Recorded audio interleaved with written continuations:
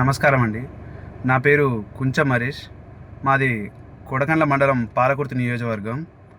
ఇటీవల కొడకండ్ల మండల కేంద్రంలో వీఆర్ఓలకు విశ్రాంత భవనానికి కేటాయించిన ప్రభుత్వ భూమిలో కాంగ్రెస్ నాయకుడు ఇల్లు కడుతున్నాడు ఆక్రమించుకొని అని తెలిసి నేను కొడకండ్ల వాట్సాప్ మా కామన్ గ్రూప్లో ప్రభుత్వ భూమిని కాపాడుకోవాల్సిన బాధ్యత మన మీద ఉన్నది, అధికారులు వెంటనే స్పందించి రక్షణ కల్పించాలి అని చెప్పి ఒక పోస్ట్ చేశాను. దానికి కాంగ్రెస్ నాయకులు నాకు ఫోన్ చేసి బెదిరింపు చర్యలకు పాల్పడుతున్నారు. ఈ ప్రభుత్వ భూమి విషయంలో చాలా వరకు ఆక్రమించుకుంటున్నారని చెప్పి ఇలా కాకూడదు అని నేను పోస్ట్ పెట్టినందుకు నాకు వ్యక్తిగతంగా ఫోన్ చేసి ఇలా బెదిరించడం కరెక్ట్ కాదు. కాంగ్రెస్ నాయకులకు ఈ తెలంగాణ ప్రభుత్వంలో పేదలకు ఇప్పటికే అన్యాయం జరుగుతుంది.